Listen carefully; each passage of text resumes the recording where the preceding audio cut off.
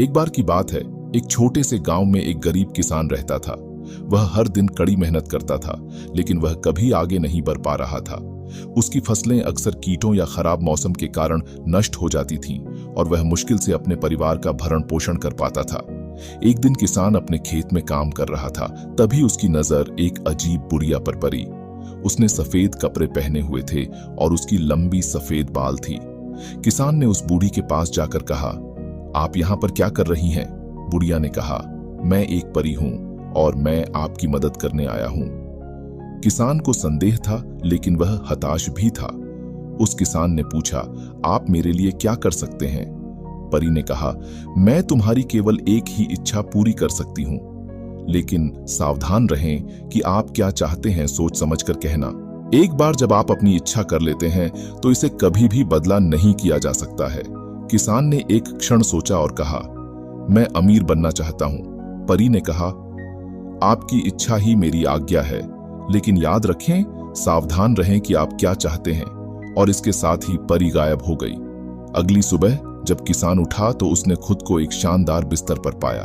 उसने चारों ओर देखा और देखा कि वह एक सुंदर हवेली में था। उसके पास नौकर थे जो उसकी देखभाल कर रहे थे और उसके पास इतना पैसा था जितना वह कभी खर्च नहीं कर सकता था।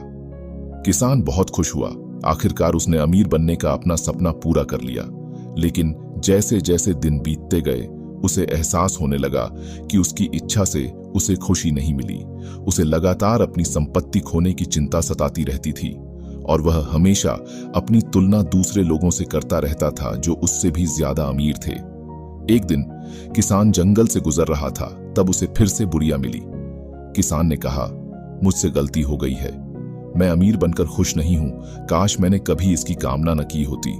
मैं समझ गई, परी ने कहा, मैं आपकी इच्छा वापस ले सकता हूं, लेकिन आपको पहले जो आपके पास है उसमें खुश रहना सीखना होगा। किसान ने एक पल के लिए इस बारे में सोचा। उन्होंने कहा, मैं कोशिश करने को तैयार हूं।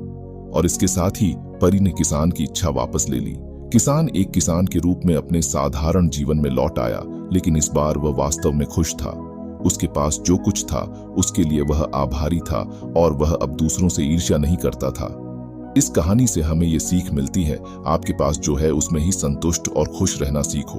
पैसे से खुशियां नहीं खरीदी जा सकती और अक्सर वे लोग ही सबसे ज्यादा खुश होते हैं जिनके पास सबसे कम पैसा होता है।